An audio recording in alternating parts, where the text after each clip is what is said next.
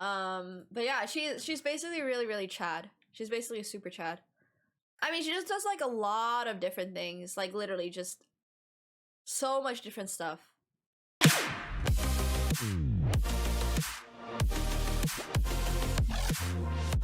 I think see you like get a lot of coaching, so I'm really, really excited to like see all that. Like you're taking this so seriously.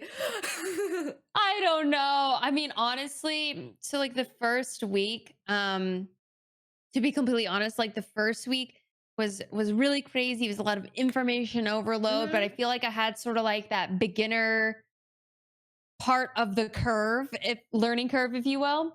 So I was learning things and seeing immediate results. And then like in week 2 here, I've been getting my ass handed to me. Like I have been losing so many games in a row. Like I go to coaching and I'm just sitting here and I'm like, it feels like I'm doing calculus. Like it is crazy. So whatever you want to teach, girl, I am all like you could be like 2 + 2 = 4 and I will benefit from it. Honestly, at this point, I feel like anything is really beneficial to me.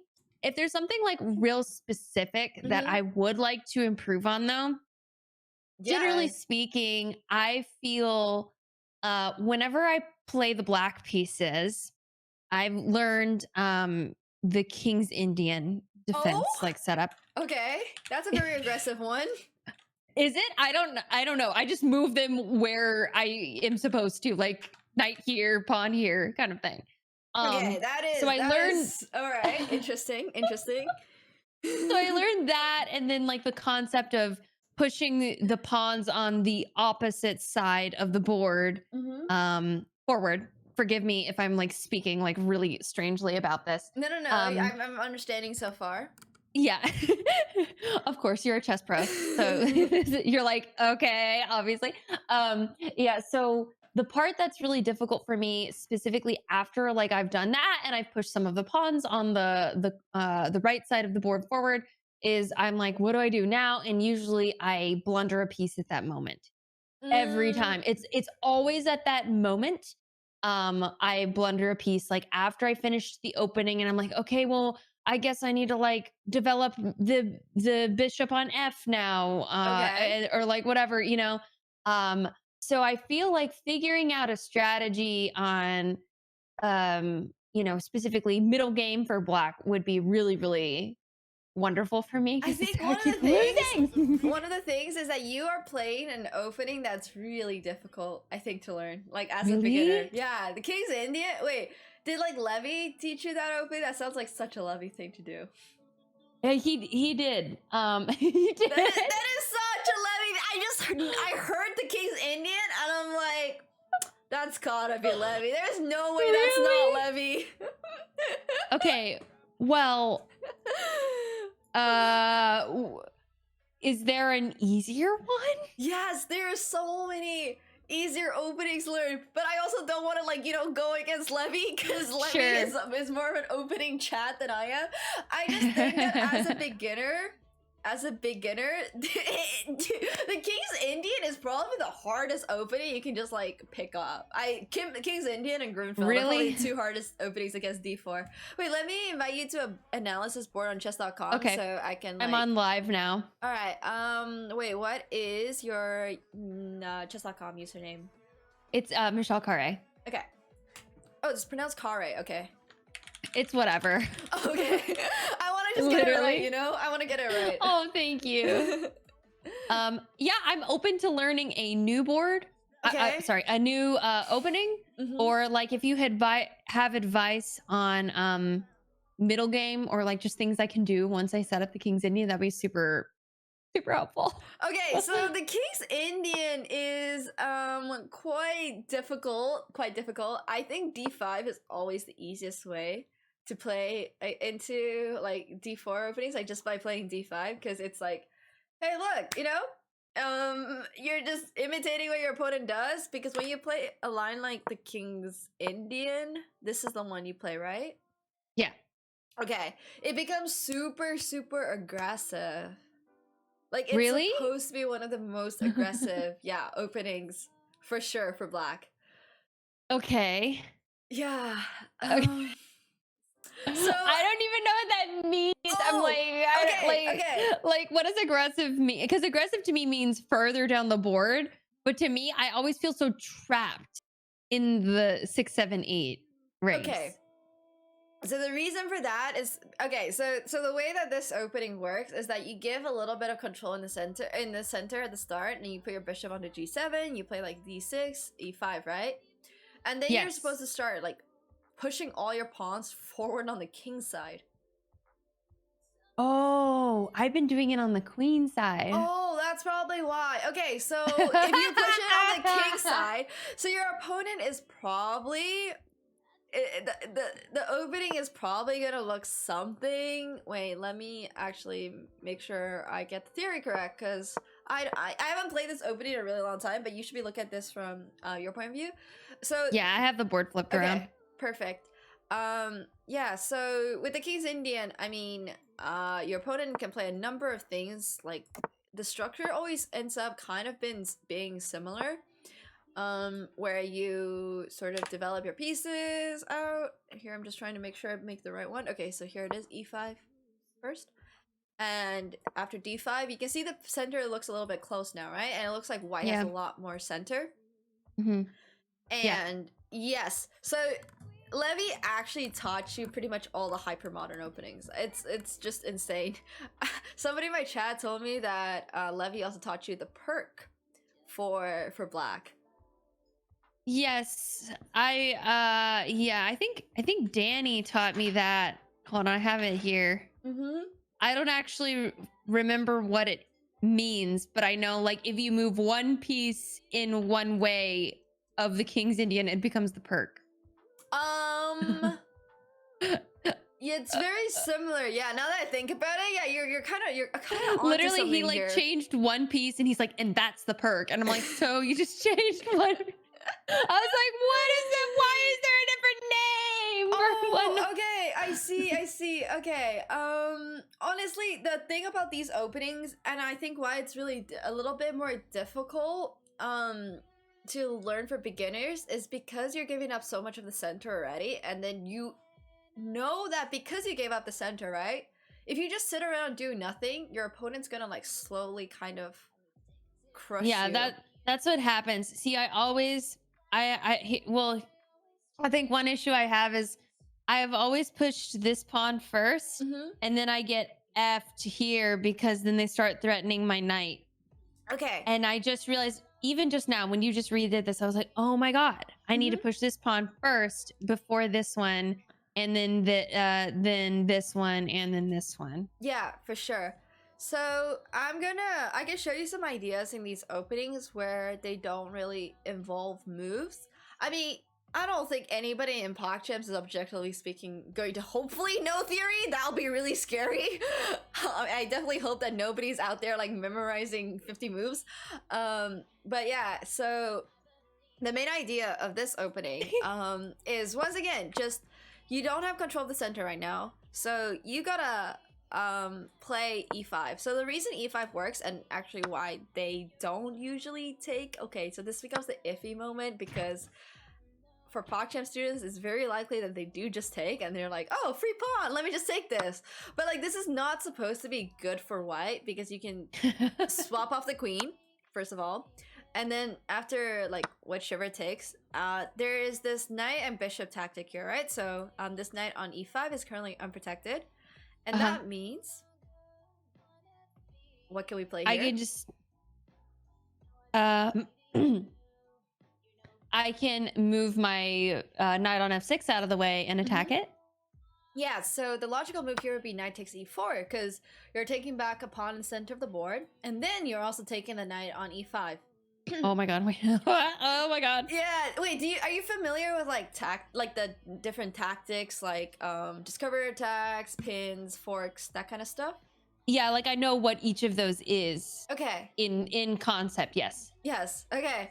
Yeah. So this is like a discover attack. This one is very specifically a discover attack, and this is the one thing you kind of have to remember about this opening. Like, this is probably like, okay, there's so much theory in this opening, but you have to play e5, because if you don't play e5, your opponent's gonna fuck you over by playing e5 themselves.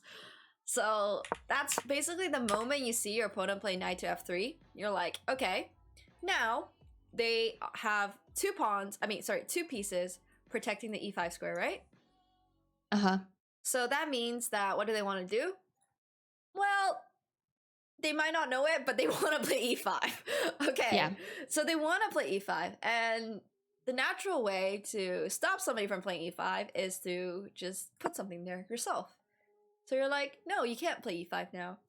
And we just went over why they can't take. So that's really important to remember as well, like why taking is bad for them.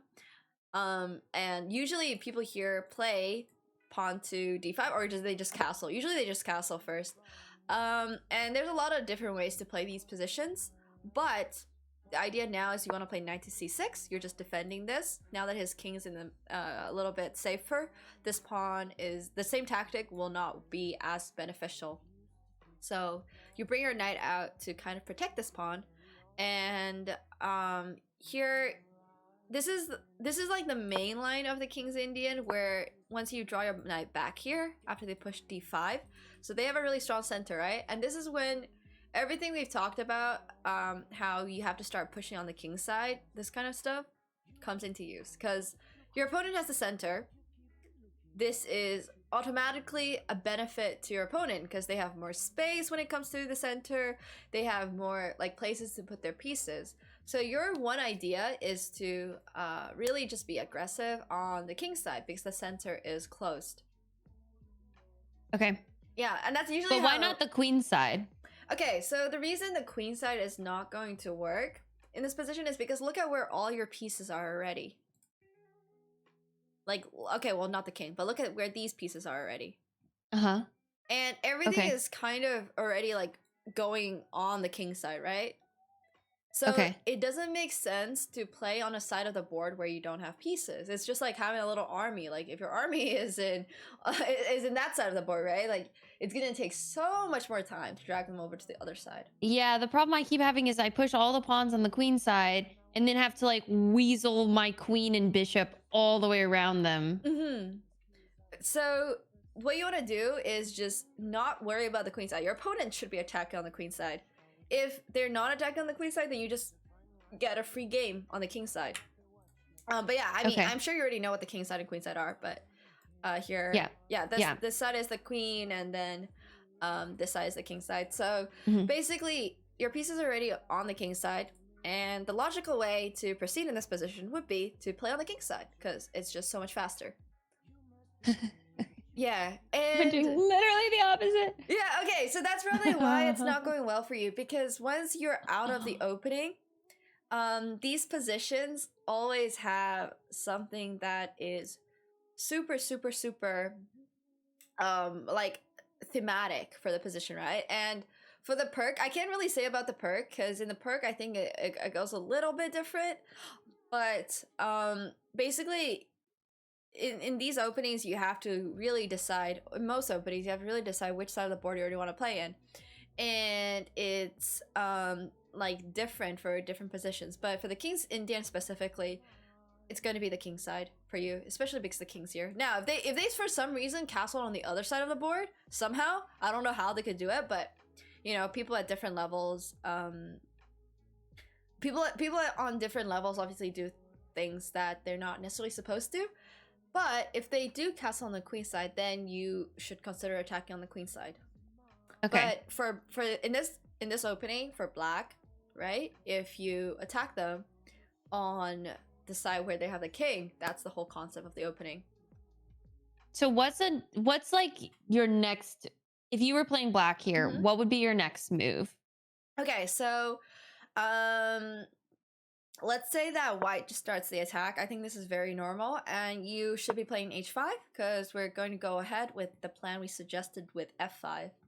So white's just going to do like normal developing moves. You can play f5. You might play knight to g5. I highly doubt anybody actually will play like half of these moves because it's like, you know, it's just like the level where people are at. I don't think knight g5 is a particularly normal move for them to make, so I might suggest something more like c5 that they're gonna play. I think this move is a lot more natural, and this is the part where you'll actually stop them from playing knight to g5 because you don't want them to get the knight to e6. Oh, And interesting. yes, and the idea is also when you play f5, you're supporting yourself by playing g5 because this pawn will protect g5, and basically the structures will end up looking a lot like, I mean, it's really hard to describe. Like here you can take two and then just move your knight over and your pieces out.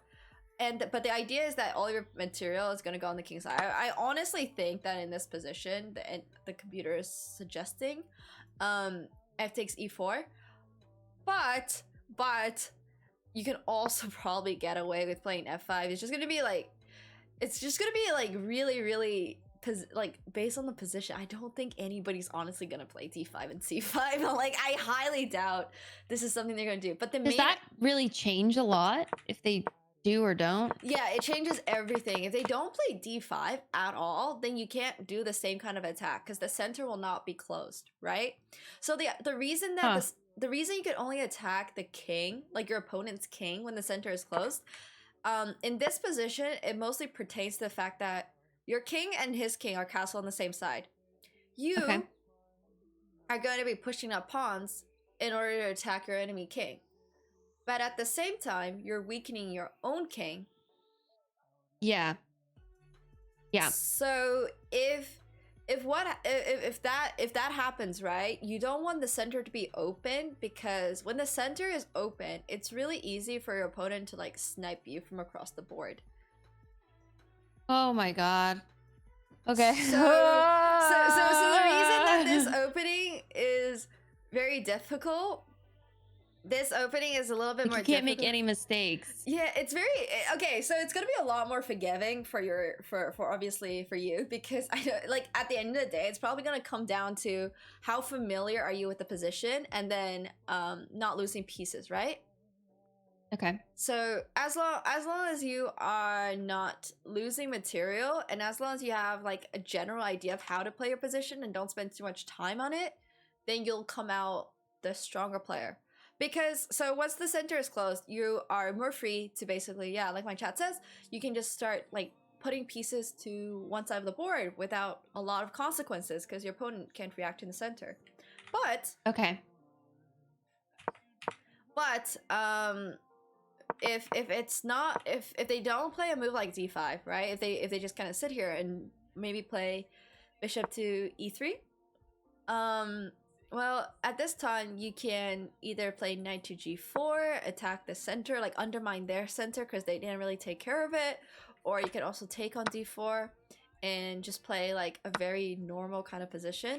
But it does really depend on whether or not your opponent plays d5. If they play d5, then you know, center is closed, boom, we can attack.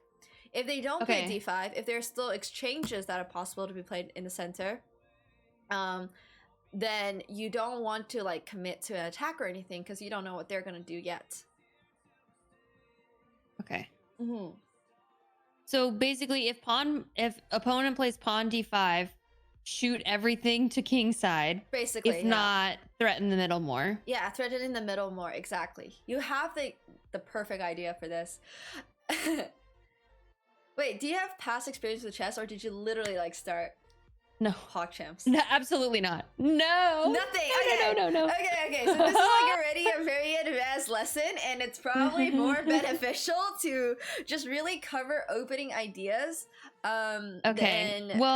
Then I'd love to know like what other things. I mean, I would love to like, whether now or later on in the lesson, attempt to execute. Okay. This. Yeah. Just so I have it in my brain. For sure. And then also learn other openings you suggest that are easier. Yeah. I mean, I don't think there's a problem with the openings you are currently like playing, because I don't think the opening is going to be a decisive part of the game. I think it's going to come down to whether or not you are kind of like familiar with the position that comes after. And you don't necessarily need to play the opening a bunch to understand what to do in specific positions, because for example, for me, I've always been more of an intuitive player. Levy is a lot more of a theoretician. We have like very different play styles. Like I kind of like to play chess without actually like memorizing openings. So Levy likes to play chess by knowing a lot of openings, and it's very, very different. So for me, I think showing you what positions are like after the opening is a lot more beneficial. Sure, yeah. Because there is no point, I think, in learning a bunch of openings and maybe not getting a single one of them. But if you just learn how to play different positions, then it's going to be more applicable above the board. Sure. Yeah. So basically, do you know the 3 rules of the opening? Okay. Do the opening. Don't blunder your queen. And don't scholars mate. Pretty much. Okay, honestly, that's a very good summary. That's an amazing summary. Don't get scholars mated. Let's go. What are the 3 rules of the opening? I'd love to learn. Okay. So the 3 rules of the opening is... Wait, Levy really just showed you an entire opening without telling you why to do the things you do in the opening? I honestly, you could say these 3 things and I'll be like, oh yeah, I've learned it. I don't know. Okay. It's been a long 2 weeks. I'll just say that. Okay. Okay. So you probably do know them. It's controlling the center, developing your pieces, and then castling. Oh yeah. Okay. Yeah. Those are just the 3 rules. Those are the same 3 concepts you gotta apply into every single opening you play. Okay, yeah. I knew those. Sorry. Okay, that's awesome. Yeah, no. I was sure you do. You just need like a little bit of a jogger. Like, it's literally the same thing for everything. Wait, what do you play against E4? Knight F6. Knight F6? Here. Yes. Oh my god. Wait, you play? Wait, hold on. Wait, there is no I have it written down. Okay. If it this is from my lesson with Danny earlier this week. Hold on, I have to see. He's like, if they play the king pawn first, no, sorry, if the king pawn plays first, d6 first. Oh, d6. Okay, you play the Pirc. Yes. Oh my god, what is with everybody teaching hyper modern openings? Why don't we just play like regular openings? Thank you.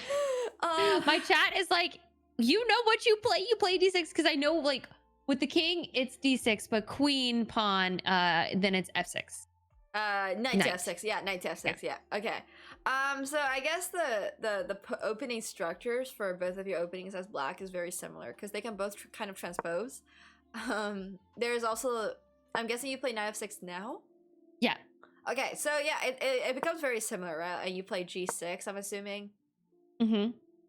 Okay. All right, that totally makes sense. Okay, so it's basically like a very similar opening to the other one. All right. Do you know why playing knight f6 here is not good for you? Yes, because then they just go pawn e5. Exactly. Okay, perfect. That's why you play d6. Okay, as long as you know why you do the things you do, that's the most important. So basically with these kind of positions, once again, this position is going to become very similar, right? And as long as you're developing your pieces, controlling the center, and castling within time, you should be doing all right against your opponent. What do you play as white? What's your first move? I do the London. Oh, okay, you do the London. Okay, well then that is no issue at all. You have the ideas from there down pretty well, right? Like, it's... I feel way more confident playing white pieces. Okay. That is totally fair. I mean, I still lose most of the time, but... Okay, you know what? Let's watch you play a game, and I will... Okay. Yeah, I'll watch you play a game, and if something comes up, I will mention it. Okay, so I'll do unrated. Yeah. Should I do like a 10-minute game? Mm-hmm. Do a 10-minute game. 10 minutes sounds good. You're confident. You're pretty okay with the time control, right? I'm usually low on time. Okay. But that's another thing. Okay, that's totally fine. We'll worry about the getting low on time later. That's totally okay. I mean, okay. Like, you're new to chess, so no reason to be pressuring yourself to have to play a lot faster. Mm-hmm. Should I choose playing as black pieces? Yeah, let's see you play black pieces. feel like that would be pretty good. Or should I? Okay. Yeah. I feel like since that's what is more of the issue. Yeah, whatever is the more of an issue. Wait, let me know if you're able to find a game. If not, I can send somebody from my chat. Oh, yay. If you can't find a game, you also do 10-minute random, and I'll just ask chess.com for refund elo. It's not an issue. I just redid it as random. Okay. Let's see. I'm following you. Okay. Wait. You press the play button, right? Mm-hmm. It's still, I don't know why. Huh, there might just not be a lot of people. Okay, wait. I can also find somebody. Here, I can play you first. And then I'll find somebody from the chat that is roughly the same. And then I'll have them. Okay, let's do 10-5. Alright, so let's go over what we talked about. Okay. Alright. Training games. 800, you don't even need a refund. It doesn't want the refund. Okay. So the line I play is this one. Alright. Is it okay if I go pawn e5 before I castle here? Here you should probably castle first. Castle. Yeah, because the reason is if you play e5, I'll take, and then once the pawn takes, I'll take your queen, and then you have to take back with the king, and you will lose your castling right. But oh my god. Yeah, that's quite complicated. How did you see that many moves ahead? Oh my god. The thing is, usually you don't want to play e5 in these structures before castling is because of that exact idea. So as long as you remember, you only need to remember the idea once, and then you're like, okay, I won't do that again. So, but I can't, I should do e5 now. Yes, now you can play e5, yes. Okay. Alright, so now that I castle though, what am I threatening to play? So you've castled queenside this time. Yeah, I castled queenside this time. This is not the same opening as the one you played as when you played d4. It's not the same. It's similar but not the same. So in this case, it's quite obvious I'm gonna castle on the queen side because I haven't developed any of my pieces on the king side. So I literally am like straight making a beeline here. I've never thought about that. Got it. Yeah, usually. So now, yeah. So now I need to move everything forward queenside. Yes, you do. But first, I have a very direct threat. So you need to figure out, like, you need to solve that threat first. You have your bishop and queen lined up, which is scary. What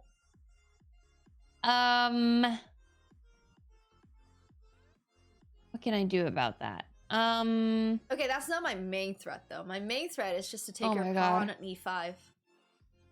Oh. Okay. I can solve that by pawn c5? That won't quite help with that, right? Because I can still take your pawn on e5. So I should take yours. You first. Can take mine, yes. That would lead to a rather positional game, actually. If you want to stay aggressive, you can play either knight to c6. So the reason that... Oh, right! I forgot that part. Yeah, Damn it! Okay. So you can always divide your pieces, right? I mean, after the game, I'll like explain to you what different like positions kind of lead to, I guess, in a way.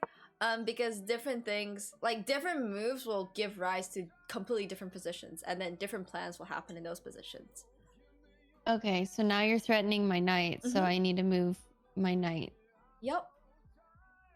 I could go knight b4. Right, but what's the knight gonna do on b4?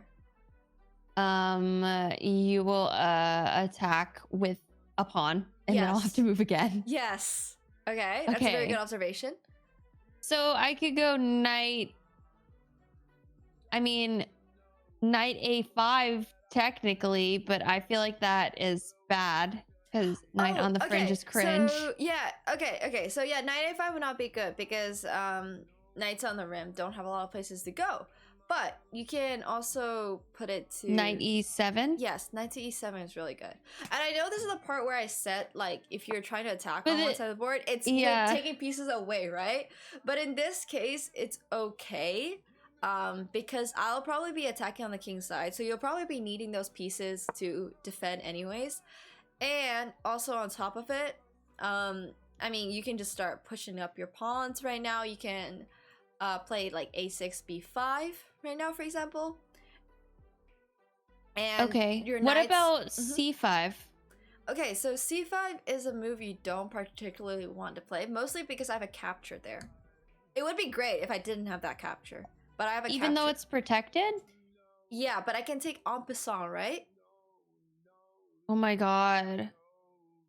Wait, you know... Oh my god! You know what en passant is, yes. Yeah, but every time, like, I've never actually encountered it in real life because it just feels so rare. Yeah, it is quite rare, but in this case, the en passant is actually really good for white because it is a capture and it opens up the center of the board. But I know en passants are very difficult to look for sure. Okay, so I'll go a6. Yeah. To prepare for b5. That sounds absolutely great. So I think your train of thought is already pretty good when it comes to chess. As long as you're on every single move you make, you're like checks. You're looking at checks, captures, and threats, right? That's like the most important thing. Because if you like lose a piece, then that really sucks. So as long as you're like, you know, really thinking about that stuff, it's important. Okay, so in this situation, you're threatening my pawn g6. I guess I could take. And then you would take back. And then I can use my knight to take your pawn. Can you, though?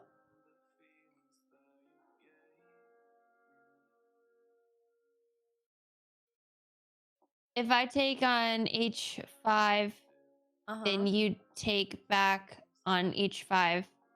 Then... Oh... No, because you're rook. God yeah, dang it. I still have a rook at the... Yeah, I still have a rook on h1. Okay, well, if the pawn... Well, So maybe I don't want to take? Yeah, you don't want to take here. I mean, if I take on g6, is it really that bad for you? I guess not. I mean, if I take on g6, you can take back with your f pawn, for example, right? Your h pawn is still protected. You still have like 3 pieces and stuff on the king's side defending that. Okay. Okay. Okay, now I guess I'll go...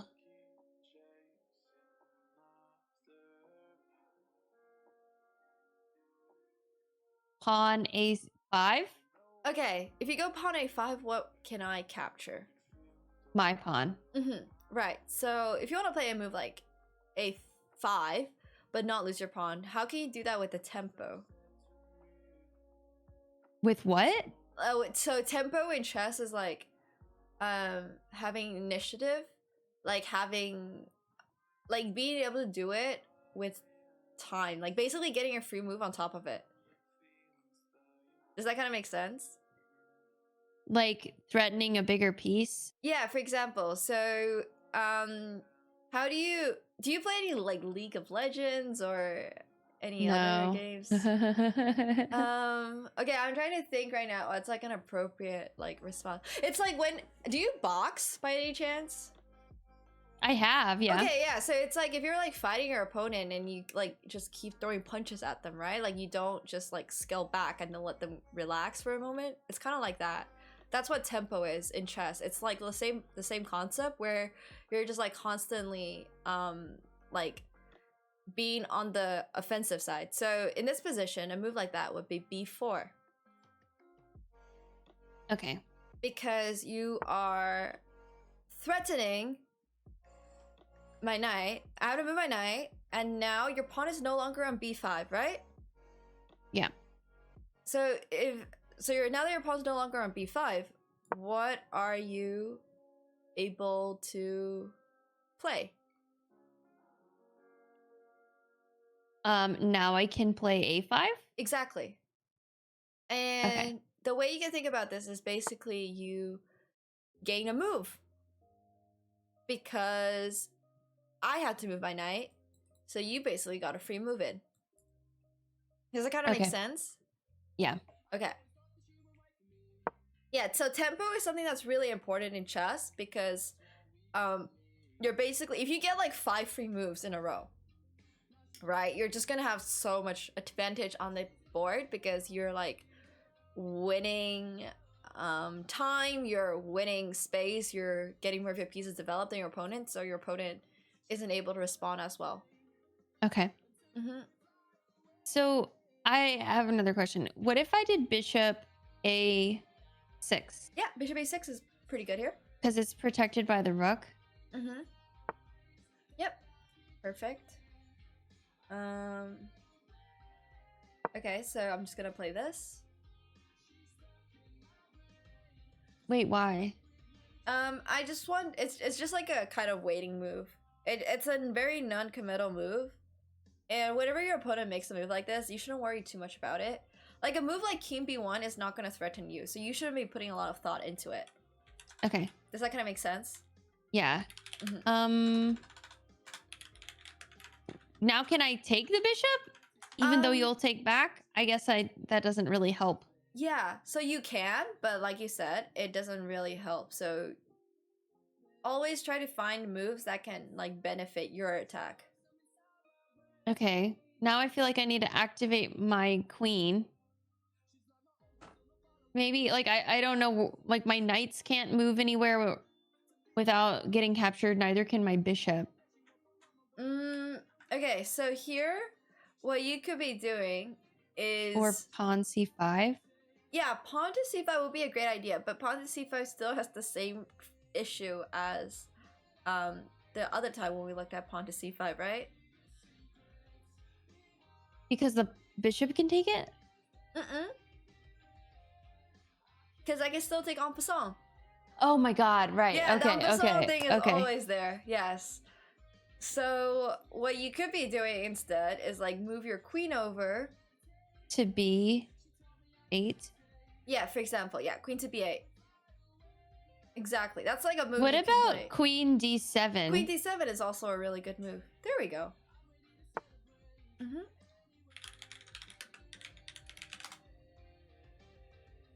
All right, so queen to d7, okay. And I mean, I'm making like pretty chill moves because I mean, the white's attack is going to be a lot stronger in this position just because of the way it's set up. But I just want you to get like a general sense of how to play these kind of position. Okay. Yeah, so just keep trying to continue your attack. How are you going to do that?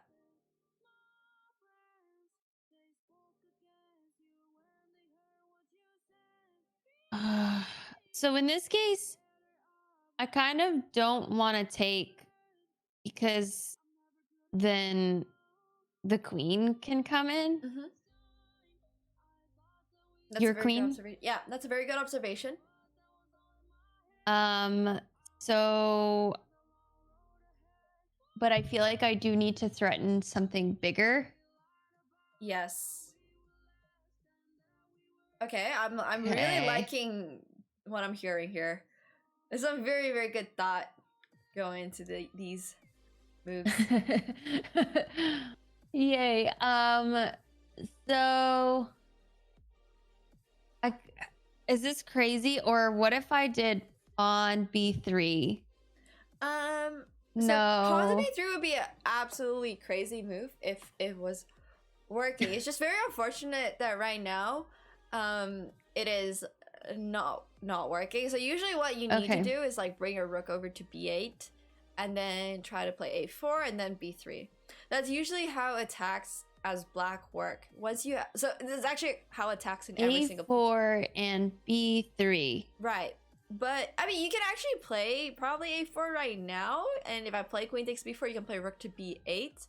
But it's just like I just want to mostly keep your chat kind of like I mean, no, sorry. I want to keep your like mind process kind of in a way that makes sense. So the way that these attacks always work out will be bringing your rook over to the king side, like how I've done it, right? I mean, I'm lucky. Well, not lucky, but like the way that this opening is structured, and you can't actually play like this. First of all, just to make it clear, like if this was a game on my level, this position is completely over for black. Because it just can't play aggressively like this with no regard for your opponent when you're playing the black side, because you're already starting in the game out with one less move.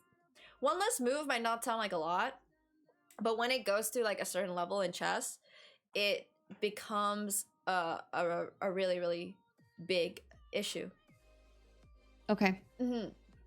So basically, it's like in these kind of positions, you're always going to attack when your opponent castles on the queen side. You're always going to be attacking this way. So, okay, not this rook though. Because if you play this rook, your bishop becomes unprotected. Okay. Oh. Yeah, it's okay. Wait, this... I hate how chess.com isn't able to like, give you a take back. But, here, we'll just draw this game real quick and I'll show you on the analysis board so it becomes easier. Okay. I mean, these are like some really, really like higher level kind of middle game plans for these kind of structures. Okay, so here you should like the position is already not good for black, but the idea for the attack is still gonna be like this. Why is the position bad? Like, is the King's Indian just bad? I'm not confused. That the King's Indian is bad. It's because that these set opening positions have a specific way they have to be played. That's why I really don't like newer players learning hyper modern openings, because it just becomes super you have to play the openings pretty well in order to not fall behind, because that's just the way the opening is designed. Like there's nothing wrong with the opening specifically, but that's just the way it's designed. And kind of like how I discussed, yeah, first you need to learn the rules, know how to break them. Yeah, I mean, these openings are called hyper modern specifically for the reason is that they're not the normal opening style. Like normal openings, you would just go e4, e5, you know, people develop pieces and you do this for the next 20 moves basically. And that's how normal is. This is not the King's Indian, first of all, the one that we played. Is this more like what you just showed me? Is that more just like finding your own London? Because that sort of looked London-y, where you're like bringing out the pawn and then wait, this knight position? bishop. Yeah, I know like usually it's not like a London at all. This is actually called the Gioco piano. I mean, it's called the Italian basically. It's one of the oldest openings out there. It's like 400 years old or something, and it's just one of like the most classical openings ever. I mean, with these kind of openings, I just want to think, what the heck? Someone just tried logging into my Instagram. Sorry, give me a sec. Okay. Oh my god. Yeah, I mean, it's been stressful, so I just want to make sure that it doesn't get no. Yeah, it's fine. But yeah, so basically here, like these openings can be really strong against people who are not expecting them. So like once again, it just comes down to really preference for what kind of position you want to play. I mean, you've already played the Pirc and the King's Indian, so I don't want to like undo that first of all. But it's just you have to come to the understanding that to play these positions, you have to be like super aware of like these kind of nuances, because it's really, really difficult to just play them perfectly. So yeah. And also the line I play in the Pirc is really just I think really unfun for black. I think like this is literally probably the best way that white can treat this opening. And it's just gonna be, you're going to have like a little bit of an comfortable position as like uncomfortable position as black. Here you should go probably c6 first, and then after queen d2, you can just go b5 because I've already committed to castling on this side of the board. It's pretty obvious I've committed. If none of my pieces are developed, and I've already played f3, this is, first of all, f3 is usually a weakening move, and there is absolutely nothing developed on my king side. You know, logic says white is probably not castling on the queen side because it's going to take literally me 3 more moves to castle on the king side, right? Yeah. And 3 more moves in chess is a lot of time. And meanwhile, I have everything developed on the queen side, so it should be a pretty easy, it's pretty easy for you to realize, hey, I'm already my opponent's already casting on the queen side. You can try to start your attack early on the queen side because white already looks very, very, very committed. And so, I mean, I already know I'm castling on queen side, even though you know, I'm just like, okay, I think I can still beat you in the middle game level of this. You know, it's just like you have to be really aware of which side your opponent's castling on. And I think even at your level, people are going to make a straight beeline for whichever side they're castling on, because that's just how openings are played. You control the center, then you develop your pieces, and then you castle, right? Everybody does that. There is absolutely nothing between those 3 things that's going to impact the chess. So everyone is already committed to castling on one side of the board. I've committed castling on the queen side. You committed castling on the king side. Now, this position differs from the king's Indian, right? Because in the king's Indian, the center was closed, first of all. The center currently is not closed. I mean, it's not that it's not super open either, but there's always chances for a breakthrough in the center of the board. And that is something that's really important for you to understand the key difference. Because the center is not fully closed. Oh, wait a minute. Your camera just disappeared for me for a sec. Okay. Oh, it should be fixed now. Sorry. Okay, no worries, no worries. It's usually just that you have to be super aware when we're castling on different sides of the board. You have to start attacking pretty much immediately, because otherwise you're gonna fall behind the attack. Okay. Yeah. And this is something that you can kind of apply to every single game, not necessarily just this opening. Got it. Yes. Okay. Yeah, so I mean, I'll definitely say this is not the way that I would have, these are not the openings I would have necessarily taught you to start out in, because it's really complex, but I think you also have the ability to master these openings and then like really, really stomp on your opponents, because they probably have no idea what's happening with you. I don't know. I thought everyone was learning King's Indian, so I'm not. Oh, okay. I mean, I don't actually I'm know not sure what other people are learning. Can't say I've been particularly following that, but the idea is the ideas is more important than the moves themselves, because people are always going to come up with different variations. You will never be able to prepare specific moves to a certain degree and be like, yes, they're absolutely going to play this, you know? Like, that's just not going to happen in chess. So it's much more important to understand why you play the position you do and why you play the ideas in those positions. And I mean, here, I'm going to attack on the king side, right? Just like the last game we played. I already committed to castling on the opposite side of you. You know the attack is happening. So you just have to hit your opponent faster than they hit you. Okay. And that's something that's super, super important. So the ideas, obviously, for attacking are usually similar. I mean, I don't think there's a particular reason why you can't play a5 here. The engine just didn't suggest it, but I don't think this is an issue. You can also develop your knight and then play this, and then before a4, queen here, and you can kind of see how all of your pieces are just coming onto the queen side, right? Yeah. Yeah. So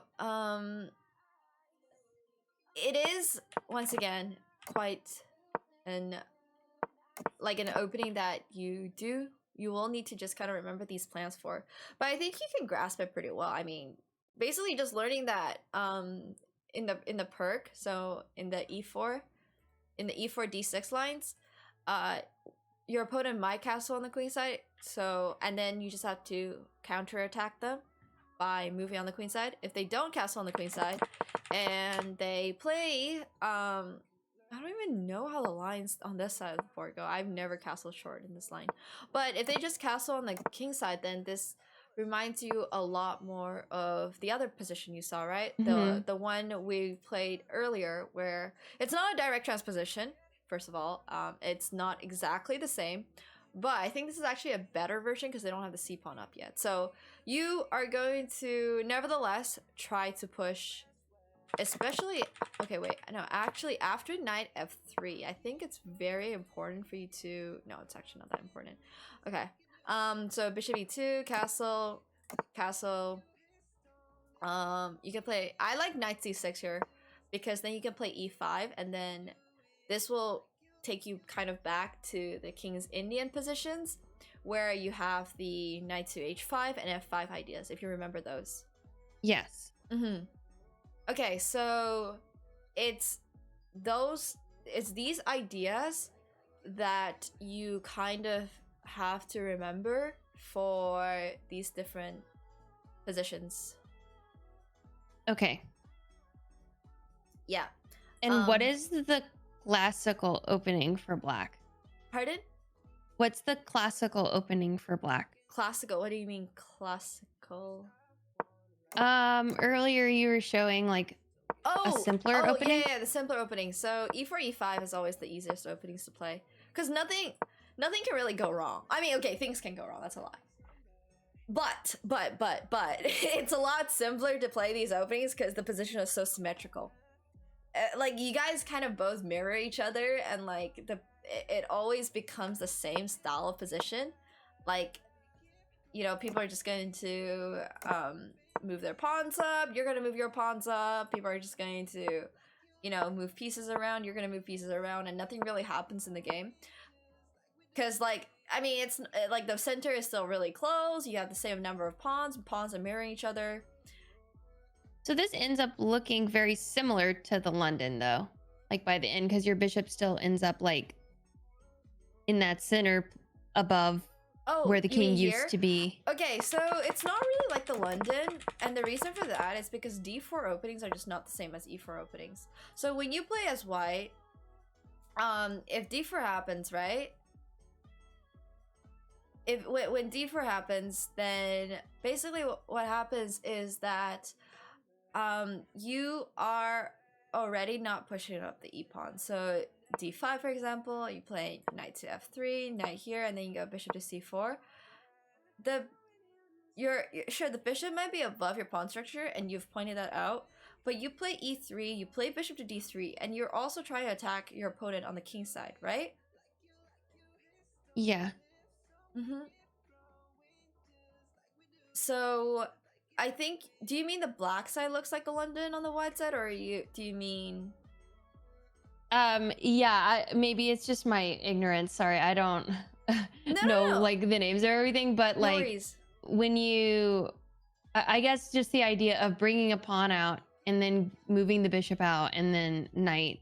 Oh, but C6. You do that in kind of every opening, right? Like, you have to do that in every opening. That's just every opening. You always have to control the center, develop your pieces. I mean, honestly, I think like 90% of the time, your pieces will always, one of your pawns will always go to e4 or d4. And one of your knights will... Because I remember learning, like, you're trying to make the box with all your pieces. Oh. I have never heard this one before. Well, Danny was basically saying, like, an ideal situation is you have key pieces all along this box, which doesn't ever happen because white goes in between. Sorry, I think again I'm okay. I mean, it makes sense. I think it makes sense. I think that's like a good way to understand it, but I think that's also not entirely correct, because just like, instead of stressing about how to place your pieces, it's probably more important to just learn how to place the pieces for a specific system. Like Okay. that's the classical center for sure. And that's why this opening is such a good example of that, because you definitely create the box, right? Like that's this is the box that you were showing, Uh-huh. right? But it can't apply to every single structure, because some openings, every single opening is just different. You can't always have the same setup. Right. Yeah. And the opening that you actually play as black with e4 d6 does not have that setup. Yeah, for sure. Mm-hmm. I was just trying to understand the opening you were explaining. Right. Okay, so yeah, this is the like classical. This is like the classical typical opening with e4 e5, and most e4 e5 openings kind of look like this, but you already don't need to know this. This is just like stuff that is good to know in case you get into this situation where you know that developing towards the center is always a good idea. The openings you play still have this idea where developing towards center, but you just have to develop it in a different way because you already gave up the center, right? Yes. Like you already I understand that. conceded the center, so you are unable to get the classical setup in this one. In here you have to come up with more creative ways to bring out your pieces, because you're already like telling white that, hey, I'm not gonna fight you for the center, I'll fight you for something else on the board. Okay.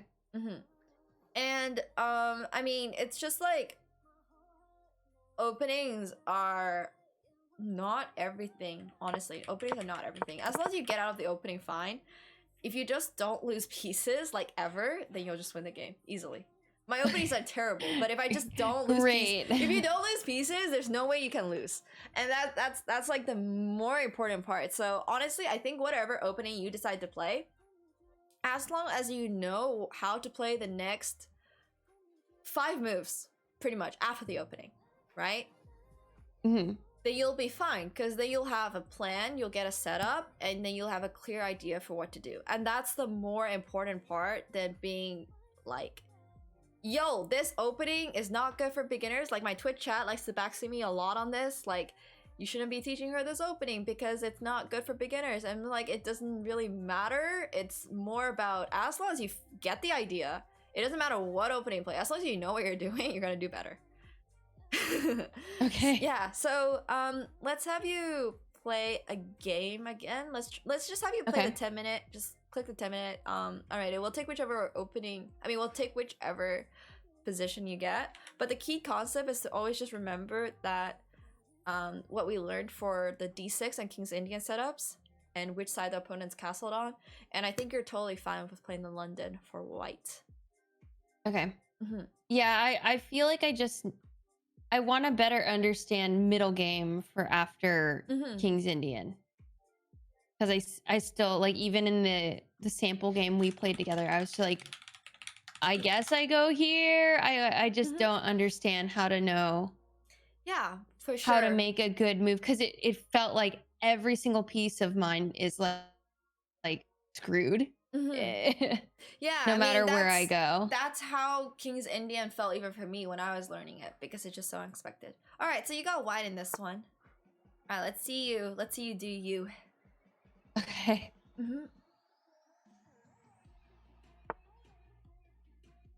Okay.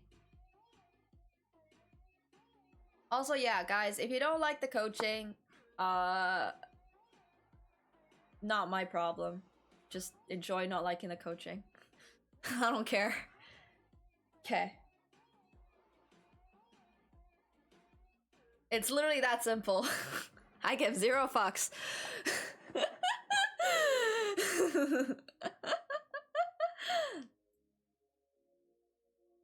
Alright, this guy is already sweating on move 2. I like it.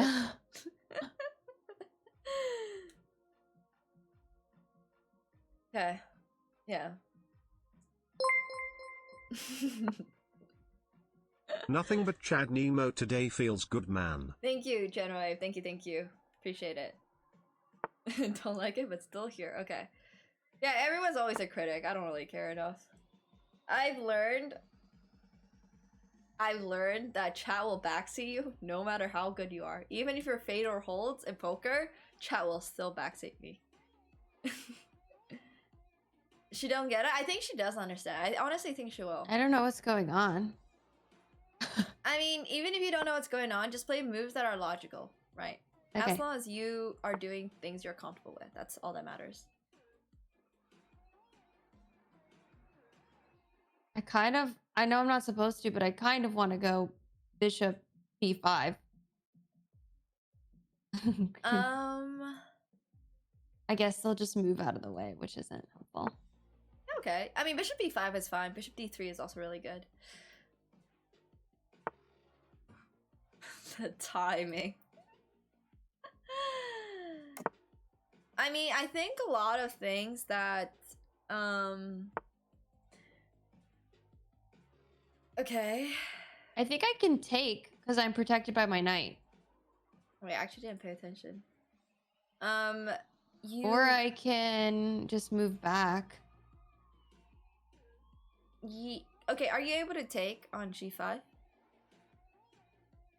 Well, then they would take with their bishop if they wanted to, but I am protected by the knight. Right, but what is the bishop protected by? The queen. Oh, okay. Okay, there we go. So I have to retreat. You can retreat. You can also move it. Okay, yeah, retreating is fine too. Retreating is fine. You're because okay I can't go any other square. They're all protected. If I go e5, they have the knight. If I go d6, they have the bishop, then the queen, and then the rook. You're right. Okay.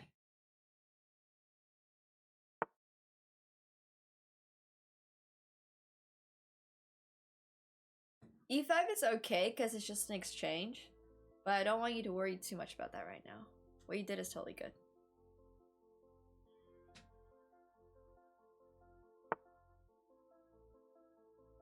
Okay, so now she has to go bishop e5, right? I just got backseat on backseating. Let's go, Mets. Let's go. Now I feel like I have to lose something. No, you're like okay. Well, the only way I feel like I can protect is by moving my knight to h4. Or you can move your bishop again, right? But I thought every other square is protected. Right, but there was one square we talked about where it's protected a little less. I guess if I go e5, then I'm protected by my knight. Yes, exactly.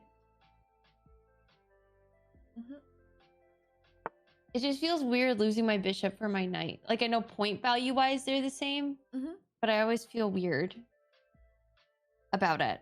Yeah, but I mean, the point value wise is the same, right? It's 3 for 3. And that's totally okay. Okay. Don't sweat trading a bishop for a knight right now. That's not what you should be worried about. Yeah. Okay, so he's playing f6. Okay. Interesting. So your bishop is actually trapped. I actually was not expect. I mean, this is actually not that good for him. But you do have to. Well, now that your bishop is actually trapped, you have to play pretty aggressive.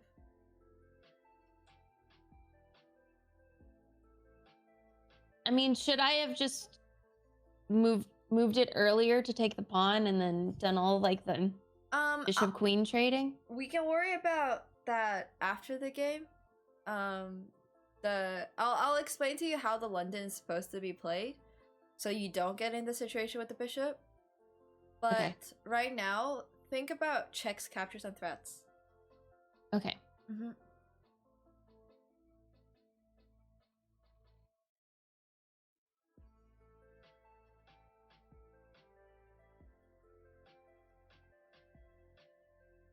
Oh, if I go bishop b5, well, that doesn't help because they would just take with the pawn. Ooh, there's...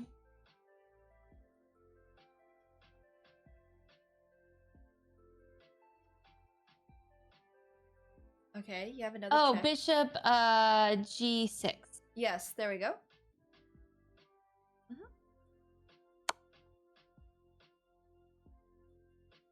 That's a very good move.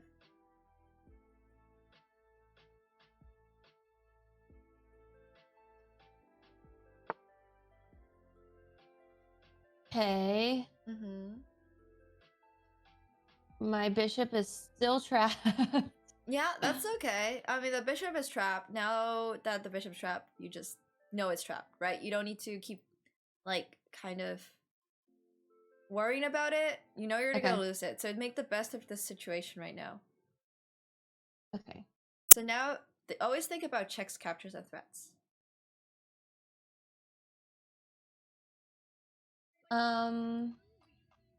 Also, chat wanted to say that your H file's cut off on your stream. Oh no! Oh my god. Sorry. No worries. Okay, there we go. Yep.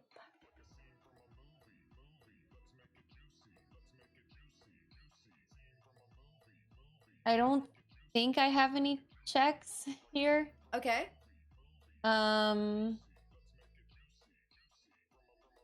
Captures. I don't think I have any safe captures unless I did bishop takes f6, but that's not protected.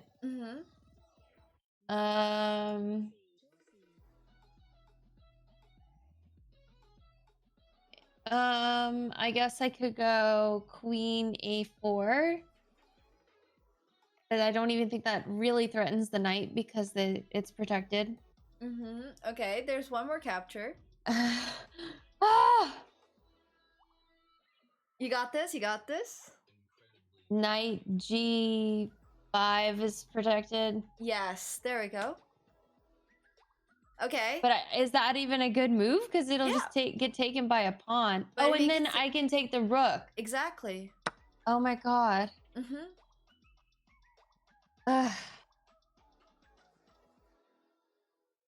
There we go. This is so hard. It is really hard. I mean, it's really good that you're thinking all this stuff through, though. Like, once you just do this like 10 times, 20 times, it'll become really automatic to always look for checks, captures, and threats. Okay. Don't sweat it. Chess is a difficult game. Oh my god. Yeah. The more games you play, the more familiar you'll get. So here, whenever it's your opponent's turn, think about what they could play, right? We already know what happens on f takes g5. So what else can he play? If they don't, then I could play. I was thinking originally I could play knight e6 because I thought it would fork the queen and the king. Okay. However, they would just take with their bishop. So I don't think that actually does anything. All right. So there is somewhere else that your knight can go that can fork.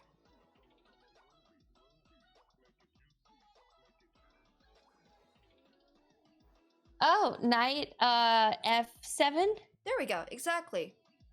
Perfect. Whoa. Okay. So yeah, if he doesn't take your knight, you can possibly play knight to f7. Now we're just waiting to see what he plays, right? That's like the main thing we're doing right now. But it's always really good that when it's your opponent's turn, you think about all of these kind of things. You just think about what he can capture, because the way chess works is always captures are going to be the strongest. So think about what he can capture, and then think about your own move, like what checks, captures, and threats you have after he makes his move. Okay. So we'll either take a rook or a queen. Yes. Okay. And once again, what if he plays f takes g5? What are you playing? Okay, if he does f6 to g5, we take the rook with the bishop. Okay, perfect. And okay, let's say he plays knight takes e5. What are you gonna play? Okay. Which is what he did. Yeah. So I'm gonna go knight f7. Wait, in this one it doesn't work anymore because he can take with his knight, he can take the bishop. Right. So what can you take the knight? But couldn't I guess a pawn. Yeah. Pretty much have to do that now with d takes e5. Okay. I guess I'm confused as to why I couldn't have done knight f7 still in that situation. You could have just taken with the knight because the knight was on e5. Oh my god, his okay, I see now. Okay. Yeah. Okay, so here once again we do our checks, captures, and threats, right? Okay. If I go queen f3, it's a check.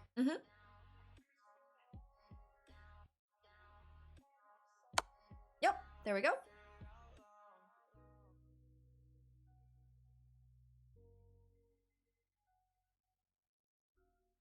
So now we think about what could he possibly play. Okay, I think the only viable move, well, they could go bishop f6, which would be a bad move. Or they could go king g7. Okay. And if they go king g7, we would go queen f7. Exactly. There we go. Perfect. So on bishop to f6, what will we play? Bishop f6, we take. Exactly. There we go. go. And they take with the queen, then we take. Okay, so you play. Yep. So now I'm gonna go queen. Just double checking. Queen f7. Yes, exactly. All right. Okay, so now. Okay, so. Could I? Shoot. What if I go queen h7? That would be great. No, but the rook. Yeah. Okay, how else can we try to checkmate his king though? My god, I have no other pieces over here. That's okay. I mean, your Oh queen. wait, if I go pawn g4, that could at least contain it somewhat. But the king's already contained, right? He can't go to h5. Okay. Right. So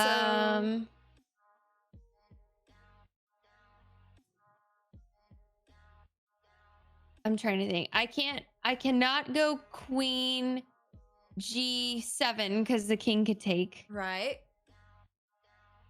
So what's a square that is potentially protected? I'm so low on time. I'm It's okay. out. Don't freak out about it. Don't freak out about it. It's a checkmating too. You have more than enough time to find it.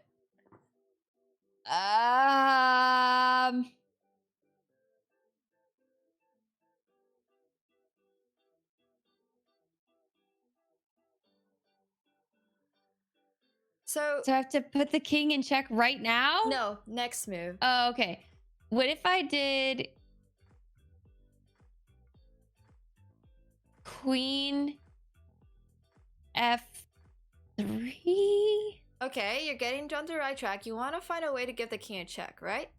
But queen f3 and then queen h5. That would be pretty good, but he still can go king g7.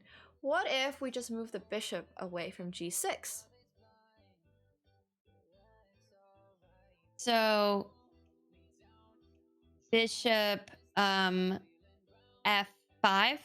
there it can get captured. or h5? Yeah, h5 looks better, right? Because the queen's protecting the bishop. Yeah. And then we're threatening what check?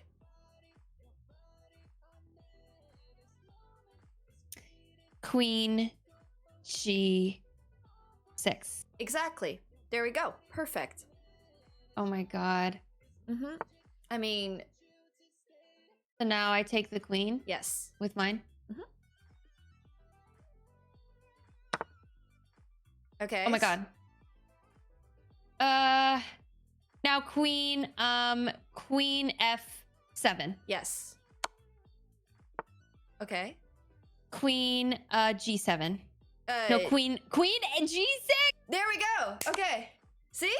Like, all you gotta do in chess is always be aware of what checks and captures there are. Because checks and captures is gonna get you the win, right? That's all you need to do. And see, that was so stressful. I know, the 4 seconds I don't know is how stressful. I'm supposed to do this by myself. Don't worry, don't worry. I'm just guiding you through. So once you have these ideas already in your head, right? I'm just like the training wheels. You can do this by yourself. You just need somebody to guide you through it first. Yeah, you're doing really, really well. I mean, God. The bishop, it was a really difficult game because it was a lot of ideas that I think are way higher than your level, because like you're just in chess, right? Like you just got in chess and then all of a sudden, you know, all of these things are happening. But it's really, really important to realize, first of all, that time is not everything. Just like at this point when you're playing games, I don't want you to stress about the time. I want you to mostly focus on your gameplay. Worry a little bit less about the time. When it gets a little closer to the tournament, that's when you'll start like actually. It's in 2 weeks. Yeah, it's okay. Don't worry. When you get the gameplay part of it down, the time is going to automatically get faster. So like you'll just play faster once you become more familiar. So how could I have avoided that whole bishop being chased situation? Okay, wait, let me add you to the board. I think I invited you. Let me know if you got the game invite.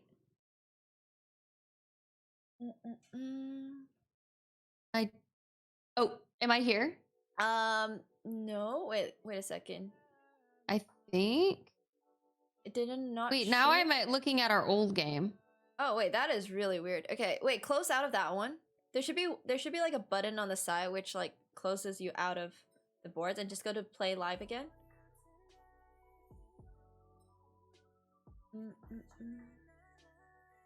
Yeah, just chess.com/live. There we go. Okay, wait, let me invite you once again. And you should be getting a notif. Am I here? Yes, okay, I'm here. Okay, cool. Okay. Yeah, there we go. Perfect. Okay. So basically about this, right? d4, d5, bishop f4, e6, e3. There we go. Knight f3. All right. So your opponent has already played h5, which is not a move I really like, because this probably means that they can't castle on the king side, or at least when they castle, it's not going to be really good. It'll be weaker, yeah. It'll be really a bit weaker. So a really good practice is to just play h4. Okay, so if they've played h5, it's probably better to play h4, but usually people don't play a move like h5. So usually what happens is you play a move like h3. Yeah, no, on h5, I think you should play h4. And the reason for this is because if you play h3, at some point they're going to play g5 and g4. Okay. I don't think I did that because I was planning to castle on that side. But I guess I can castle the opposite side if I go h4. Well, if you go h4, he's already played h5 too. So now what you can do is wait to see which side you castle on. I mean, it's very unrealistic you can castle on this side because this pawn's already pushed. So he's probably still gonna castle king side. And then you can also just castle king side, right? Because two weaknesses kind of cancel each other out. Does that kind of make sense? Interesting. Okay. Yeah. The only reason I don't want you playing h3 here is because I already know he's gonna be a complete psychopath and just push this pawn up, and you don't want to deal with that as white defending the position. That's the only reason I tell you to play h4. Usually you play h3 in order to retreat your bishop here, but this man is just a psychopath, so I don't know what's happening there. Okay, so if they start doing something weird over there, I just move h4. Yeah. Okay. I didn't even look at that because I have a bad habit of like during the opening, I'm like, yay, it's just the opening. I'm just like doing the pieces in the order that like you're supposed makes to. the most sense. Yeah, but I'm not like thinking multiple moves ahead. Some people are just complete psychopaths, honestly. Like it's an opening trap, which I really don't like people playing, but unfortunately people just do it. And it's just like these moves are not supposed to be good for him. So the moment when he plays this, right, bishop to e7, so he's actually threatening to play g5. I should have brought this up. I wasn't expecting a 400 level player to be playing like that, so I was just like, oh, it's gonna be fine. But yeah, he's actually threatening to push g5. This is the part where you play h4 because you're like, okay, not letting you play g5, or you play h3 in order to just be able to hide your bishop here. Okay. So the idea is to always play h3. Whenever you see two really high push pawns, they're probably like trying to come for your bishop or something, especially if you're a bishop out. It's very common. Interesting. Yeah, it's very common also in like the Spanish and some certain different lines where people are just like complete trolls in the opening. Like, but like you see, even if he gets this g5 move in, it's not great for him because his king is still in the middle of the board. The reason openings always go control the center, develop your pieces, and then castle is because even though you see how you won your bishop, did we really care about that? In the end, you mean? Yeah, in the end, did it really matter? I guess we used the other bishop to win. Is that what happened? Yeah. Yeah, so it didn't really matter if we lost that bishop, right? Because his king is so weak. Chess is not only determined by how much material is on the board, it's also determined by like, yo, is your king like checkmated or not, right? Mhm. At the end of the day, that's what gets you the win. If you checkmate him, then he loses the game. And the issue with not playing a proper opening like this, where he just completely doesn't give you the he gives you the center, he gives us white the center, and he doesn't put his king to safety, is that we are able to take advantage of this and start attacking his king. And there's okay. and that is the price he paid to win your bishop. In the opening, if somebody is able to win one of your pieces, like this is like move 7 where he's trying to win your piece, right? Like, he's not castle. There's probably some way you can take advantage of it. I can't guarantee you every single time, but if you get in the situation again where your piece is trapped and his king is in the center of the board or something like that, he probably paid a pretty large price to do that. So what you should be thinking about is how you can take advantage, and in this case, taking advantage of him means attacking the king that's still in the center of the board. I think I think you would become a really great aggressive player because you're already playing aggressive openings like the King's Indian and the Pirc, where it becomes a lot of counterplay. So you're already aware of that. I think you already know how to like kind of put your pieces towards their king and put your like pawns towards their king. So now that the king is already on F8, right? Now the idea for this position is, once again, my bishop is still trapped. Okay, that kind of sucks. But like, we can't do anything about the bishop, so why stress about it? Instead, what we think about is, how can I take advantage of the king that is still stuck in the middle of the board? And you can't attack your opponent's king if you don't have pieces near his king. So now your logical train of thought is always to look at checks, captures, and threats. I mean, we should be doing that automatically. It takes a lot of effort to like be able to do it, but it was really good. You spotted bishop takes f6. That was great. It's not the best move, right? Unfortunately, because you can just take back with the bishop, and we don't really have to play after that. But what about the other capture? So the other capture we decided, and you notice that if he takes with the pawn, then you can take the rook. Awesome. We saw that. And that was really good. But then you still had to consider what happens if he takes the bishop, right? Well, you also saw that we have this awesome fork. So that's also really good. Okay. He played the one move that we didn't have time to look at, but with the amount of time, I mean, I was talking during it, but with the amount of time that we had in that case, in the position where he was looking at this, we should have also thought about knight takes e5. And the needed response here would be, obviously, look at captures, checks, threats, all that stuff. Well, do we really have any good threats? You were asking about knight f7, right? Yeah, and then I saw, of course, they could take. Yes. With that. Yeah. That is a little bit unfortunate. But yeah, it's really important to always notice these kind of things. So then it's just we look at captures, right? So this is a capture. This is the other capture. Well, probably just better take the knight instead of like losing our own knight. And in a situation like this, once again, checks, captures, threats. Well, we don't really have any captures. So wait, can you go back a move? Sorry. Yeah. One more. Okay, here. So let's say I'm still a little confused on this. If I did knight f7 and they take with their knight, like this, like here and then there, can't I just go here? Okay, but because we're both gonna lose our pieces anyways. Oh, and then the king. Yeah, and then the king, right? Okay, got it. Got it. Okay, got it. Okay, cool. Thank you. Yes. Yeah, no worries. If you have any questions at all, just let me know. You know, here got d takes e5, f takes e5, and then you should be thinking about how we can attack the weak king. I mean, you're down a piece right now, so you know if you don't do something immediately, you're going to probably lose the game slowly, and that will kind of suck. No! Yeah, so right, whenever you're down lower on material, you have to play a little bit more aggressive.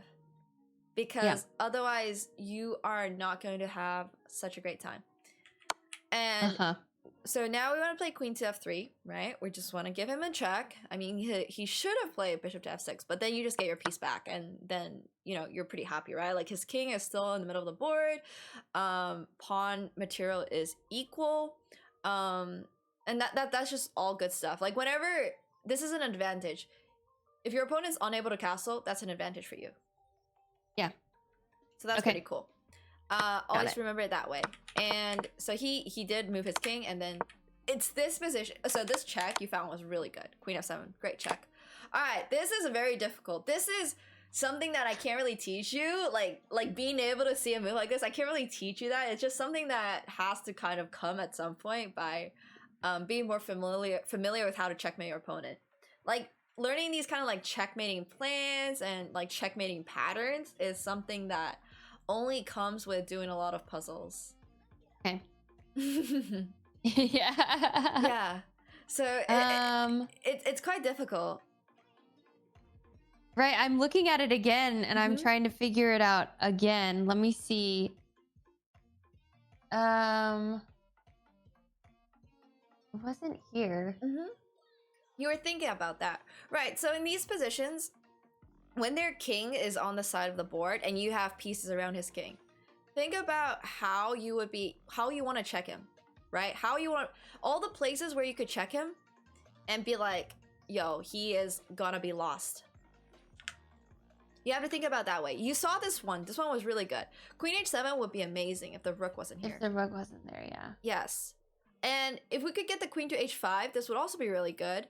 But I mean, like, this gives him the chance to take the bishop, first of all, and also he can go back. So whenever you're trying to checkmate somebody, I mean, first of all, it's gonna be difficult to kind of realize, hey, here I can checkmate him. But it's going to be really important to be aware that, hey, king's on the corner. How many squares can he go to right now? None, right? He has no squares he can go to. It must be kind of close to checkmate. So yeah. Then you just want to look at all the possible checks, and you have to remember the square a piece is on could also be the checkmating square, because pieces can move. So here you also suggested g4 with the idea of like potentially trying to cut off his king, but his king's already cut off. So then you should be coming to think, okay, all the places I can check him right now. I mean, queen, he's on a dark square, right? So you can't check him with a light squared bishop, but you can check him with your queen. So you want to check here, you want to check here, you want to check here. There is one more square that you were missing on which you could check him, which is this one. Now, it's not an immediate move. There's a piece on it, which is probably the hardest part to realize. I genuinely think that a lot of people don't realize that just because there's a piece on it doesn't mean like that square is gone from them forever, right? You can always just move things, right? That's the whole point of chess. Chess is very flexible. So you can always just move the pieces that are blocking things. And for example, in this case, you arrived at the fact that, hey, what if we moved away the bishop? So if you move the bishop, then this square is now free. Yeah. And there is absolutely nothing in this situation that black can do to prevent that. Okay. That is so hard to see. Oh my god. It is very, very difficult to see, as I mean, the bishop can also pretty much go. You saw bishop f5. I think you pretty much saw bishop f5 without me telling you. It was just that bishop to h5 is the more accurate one, because you're like, I mean, bishop f5 is losing because of this, but you can also probably just move the bishop to anywhere where it's protected, and this should be checkmate pretty easily. But it's just bishop to h5 is actually just like checkmate into checkmating 3. So yeah, the king is completely cut off from moving in this case, and anywhere where you just like let go of this g6 square, give your queen the opportunity to go to it, is going to be checkmate.